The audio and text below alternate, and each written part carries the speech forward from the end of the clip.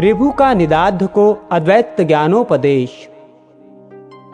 श्री पराशर जी बोले, हे मैत्रेय, ऐसा कहने पर राजा को मौन होकर मन ही मन सोच विचार करते देख वे विप्रवर ये अद्वैत संबंधिनी कथा सुनाने लगे।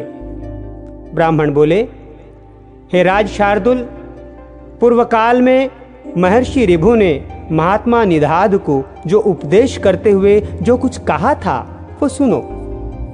हे भूपते, परमेष्ठी श्री ब्रह्मा जी का ऋभु नामक एक पुत्र था। वो स्वभाव से ही परमार्थ तत्व को जानने वाला था। पूर्व काल में महर्षि पुलत्स्य का पुत्र निदाद्ध उन ऋभु का शिष्य था। उसे उन्होंने अति प्रसन्न होकर संपूर्ण तत्व ज्ञान का उपदेश दिया था। हे नरेश्वर, ऋभु ने देखा कि संपूर्ण शास्त्रों का ज्ञान होते हुए भी निदाद्ध की अद्वैत में निष्ठा नहीं है। उस समय देवी का नदी के तीर पर पुलत्स्य जी का बसाया हुआ वीरनगर नामक एक अति रमणीक और समृद्ध संपन्न नगर था। हे पार्थिवोत्तम, रम्य उपवनों से सुशोभित उस पुर में पुरकाल में ऋभु का शिष्य योगवेत्ता निदाद्ध रहता था। महर्षि ऋभु अपने शिष्य निदाद्ध को देखने के लिए 1,000 दिव्य वर्ष बीतने पर उस नगर में गए। जिस समय निदाद्ध बलिवेश्वर देव के अनंतर अपने द्वार पर अतिथियों की प्रतीक्षा कर रहा था, वे उसके दृष्टिगोचर होते हुए और वह उन्हें द्वार पर पहुंचकर अर्धदान पूर्वक अपने घर में ले आया। उस द्विज श्रेष्ठ ने उनके हाथ पैर धुलाए और फिर आसन पर बिठाकर आदर पूर्वक कहा, भोजन कीजिए। ऋभु बोला, हे विप्रवर, आपके यहाँ क्या क्या अन्न भोजन करना होगा ये बताइए, क्योंकि कुत्सित अन्न में मेरी रुचि नहीं है। निदाद्ध ने कहा, हे द्विजश्रेष्ठ, मेरे घर में सत्तू, जौ की लपसी, कंद मूल फलादि तथा पुए बने हैं। आपको इनमें से जो कुछ रुचे वही भोजन कीजिए। ऋभु बोला, हे द्विज, ये तो सभी कुत्सित अन्न हैं। मुझे तो तुम हलवा, खीर तथा मट्ठा और खांड से बने हुए स्वादिष्ट भोजन कराओ।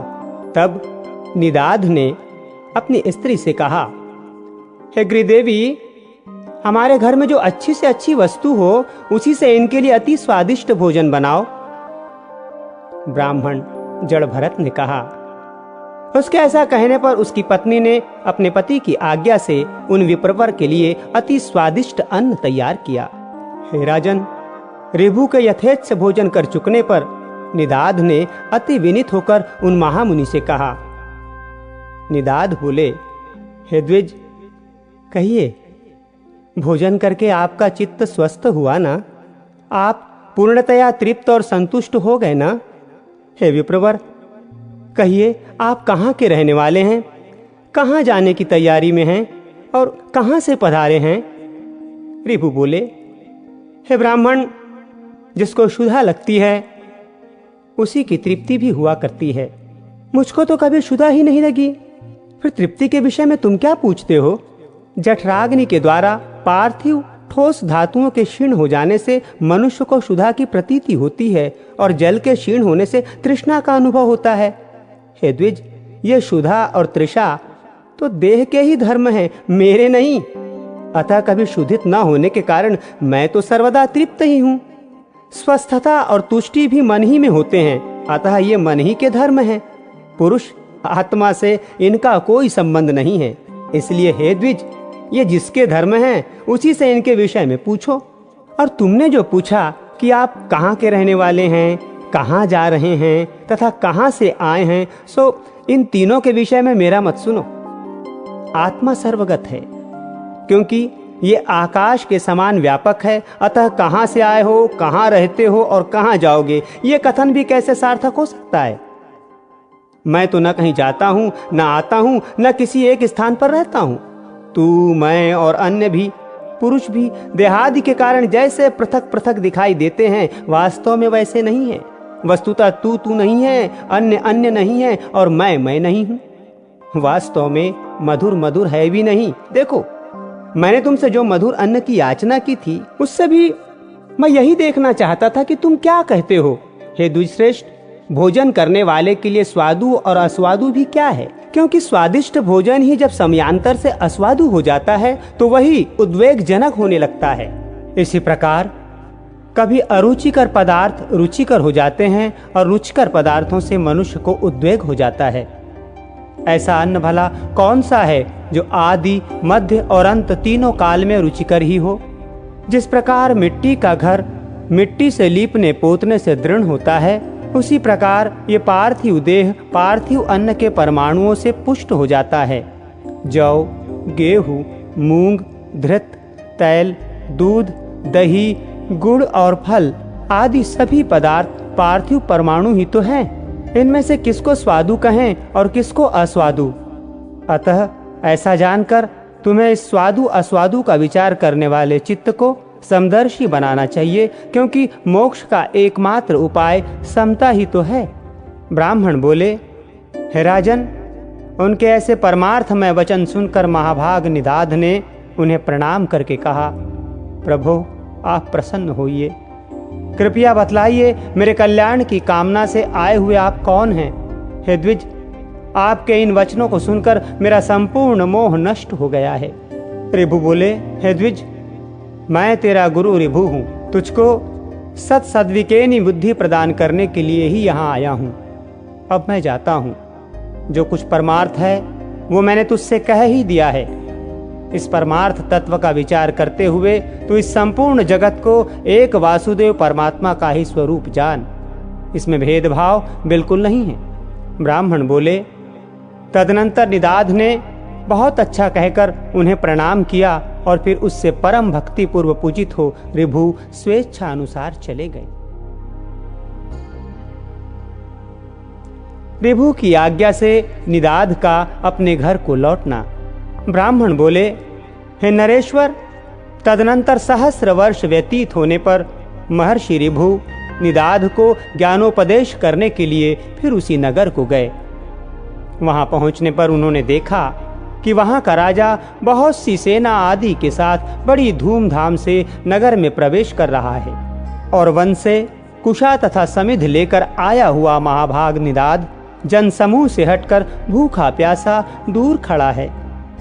निदाध को देखकर ऋभु उसके निकट गए और उसका अभिवादन करके बोले, हे द्विज, यहाँ एकांत में आप कैसे खड़े हैं। निदाध बोला, हे विप्रवर, आज इस अति रमणीक नगर में राजा जाना चाहता है, सो मार्ग में बड़ी भीड़ हो रही है, इसलिए मैं यहाँ खड़ा हूँ। ऋभु बोले, हे द्विज श्रेष्ठ, मालूम होता है कि आप यहाँ की सब बातें जानते हैं, अतः कहिए इनमें राजा कौन है और अन्य पुरुष कौन हैं। निदाध बोले, ये जो पर्वत के समान ऊंचे मत्त गजराज पर चढ़ा हुआ है वही राजा है तथा दूसरे लोग परिजन हैं। ऋभु बोले, आपने राजा और गज दोनों एक साथ ही दिखाए, किंतु इन दोनों के पृथक पृथक विशेष चिन्ह अथवा लक्षण नहीं बतलाए। अतः हे महाभाग, इन दोनों में क्या क्या विशेषताएं हैं ये बतलाइए। मैं ये जानना चाहता हूं कि इनमें कौन राजा है और कौन गज है। निदाध बोले, इनमें जो नीचे है वो गज है और उसके ऊपर राजा है। हे द्विज, इन दोनों का बाह्य वाहक संबंध है, इस बात को कौन नहीं जानता। ऋभु बोले, ठीक है, किंतु हे ब्रह्मन, मुझे इस प्रकार समझाइए जिससे कि मैं ये जान सकूं कि नीचे इस शब्द का वाच्य क्या है और ऊपर किसे कहते हैं। ब्राह्मण ने कहा। ऋभु के ऐसा कहने पर निदाध ने अकस्मात उनके ऊपर चढ़कर कहा, सुनिए, आपने जो पूछा है वही बतलाता हूं। इस समय राजा की भांति मैं तो ऊपर हूं और गज की भांति आप नीचे हैं। हे ब्राह्मण, आपको समझाने के लिए मैंने ये दृष्टांत दिखलाया है। ऋभु बोले, हे द्विजश्रेष्ठ, यदि आप राजा के समान हैं और मैं गज के समान हूं तो ये बताइए कि आप कौन हैं और मैं कौन हूं। ब्राह्मण ने कहा। ऋभु के ऐसा कहने पर निदाध ने तुरंत ही उनके दोनों चरण पकड़ लिए और कहा, निश्चय ही आप आचार्य चरण महर्षि ऋभु हैं। हमारे आचार्य जी के समान अद्वैत संस्कार युक्त चित्त और किसी का नहीं है। अतः मेरा विचार है कि आप हमारे गुरुजी ही आकर उपस्थित हुए हैं। ऋभु बोले, हे निदाध, पहले तुमने सेवा शुश्रूषा करके मेरा बहुत आदर किया था, अतः तुम्हारे स्नेहवश मैं ऋभु नामक तुम्हारा गुरु ही तुमको उपदेश देने के लिए आया हूँ। हे महामते, समस्त पदार्थों में अद्वैत आत्मबुद्धि रखना ही परमार्थ का सार है, जो मैंने तुम्हें संक्षेप में उपदेश कर दिया। ब्राह्मण बोले, निदाद से ऐसा कहकर परम विद्वान गुरुवर भगवान ऋभु चले गए और उनके उपदेश से निदाद अद्वैत चिंतन में तत्पर हो गया और समस्त प्राणियों को अपने से अभिन्न देखने लगा। हे धर्मज्ञ, हे पृथ्वीपते, जिस प्रकार उस ब्रह्मपरायण ब्राह्मण ने परम मोक्ष पद प्राप्त किया, उसी प्रकार तू भी आत्मा, शत्रु और मित्रादि में समान भाव रखकर अपने को सर्वगत जानता हुआ मुक्ति लाभ कर।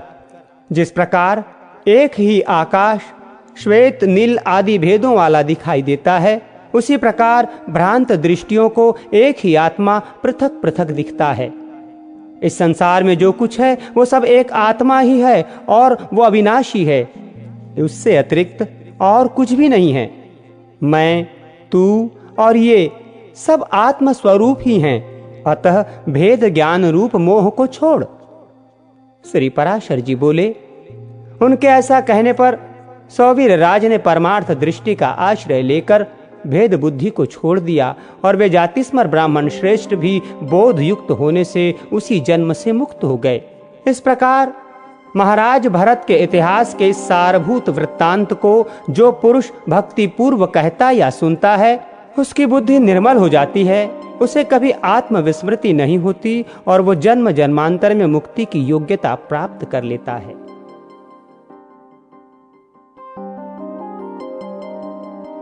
पहले 7 मनवंतरों के मनु, इंद्र, देवता, सप्तर्षि और मनु पुत्रों का वर्णन।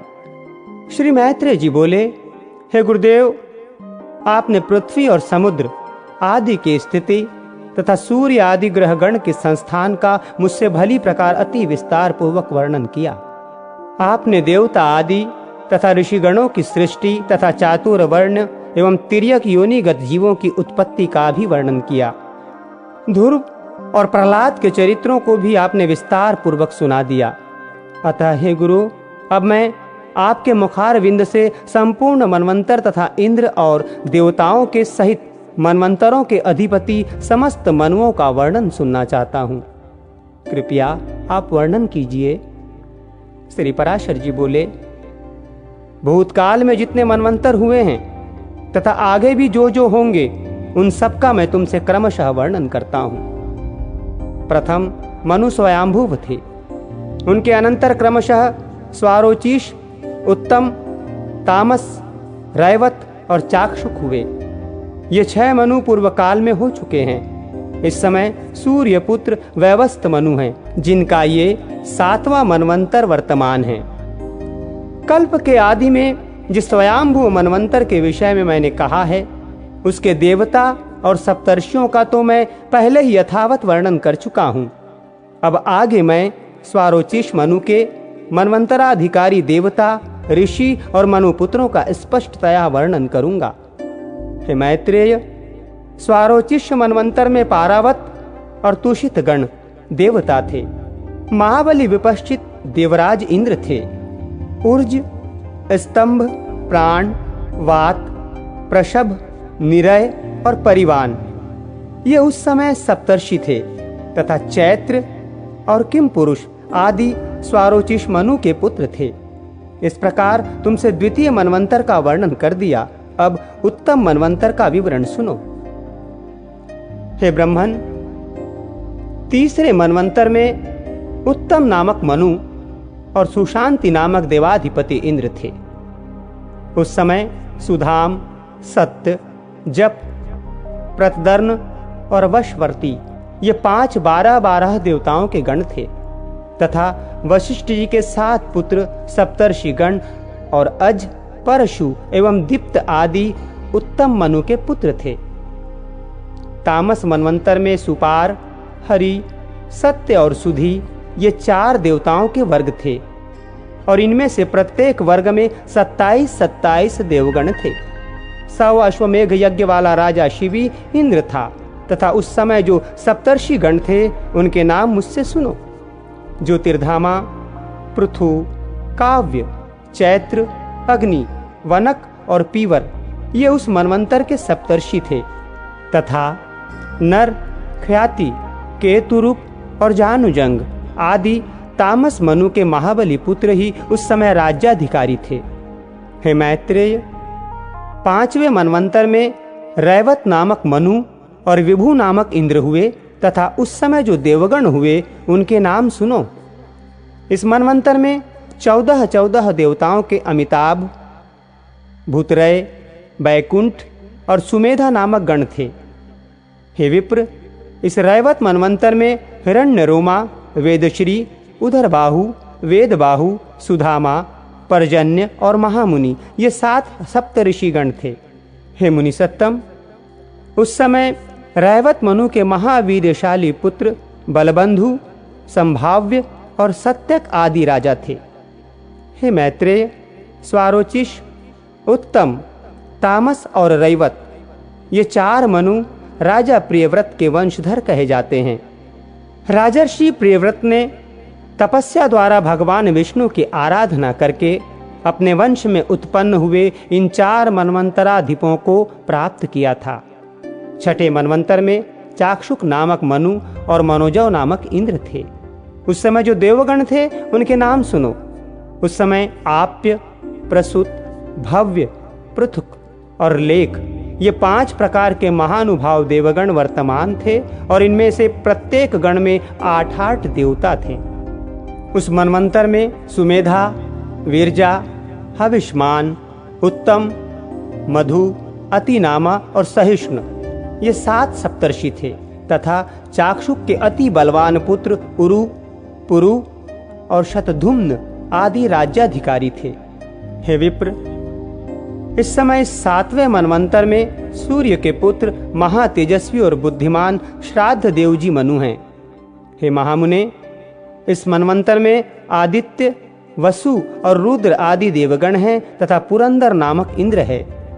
इस समय वशिष्ठ, काश्यप, अत्रि, जगदग्नि, गौतम, विश्वामित्र और भरद्वाज ये 7 सप्तर्षि हैं तथा व्यवस्तव मनु के इक्ष्वाकु, नृग, धृष्ट, शर्यति, नरिष्यंत, नाभाग, अरिष्ट, करुष और पृषघ्र ये अत्यंत लोक प्रसिद्ध और धर्मात्मा 9 पुत्र हैं। समस्त मनवंतरों में देवरूप से स्थित भगवान विष्णु की अनुपम और सत्व प्रधानना शक्ति ही संसार की स्थिति में उनकी अधिष्ठात्री होती है। सबसे पहले स्वयंभू मनवंतर में मानस देव यज्ञ पुरुष उस विष्णु शक्ति के अंश से ही आकुति के गर्भ से उत्पन्न हुए थे। फिर स्वारोचिष मनवंतर के उपस्थित होने पर वे मानस देव श्री अजित ही तुषित नामक देवगणों के साथ तुषिता से उत्पन्न हुए। फिर उत्तम मनवंतर में वे तुषित देव ही देव श्रेष्ठ सत्यगण के सहित सत्य रूप से सत्या के उदर से प्रकट हुए। तामस मनवंतर के प्राप्त होने पर वे हरिनाम देवगण के सहित हरि रूप से हरिया के गर्भ से उत्पन्न हुए। तत्पश्चात वे देवश्रेष्ठ हरि रैवत मनवंतर में तत्कालीन देवगण के सहित संभूति के उदर से प्रकट होकर मानस नाम से विख्यात हुए तथा चाक्षुक मनवंतर में वे पुरुषोत्तम भगवान वैकुंठ नामक देवगणों के सहित वैकुंठा से उत्पन्न होकर वैकुंठ कहलाए। और हे द्विज, इस व्यवस्थव मनवंतर के प्राप्त होने पर भगवान विष्णु कश्यप जी द्वारा आदिति के गर्भ से वामन रूप होकर प्रकट हुए। उन महात्मा वामन जी ने अपनी 3 डगों से संपूर्ण लोकों को जीतकर ये निष्कंटक त्रिलोकी इंद्र को दे दी थी।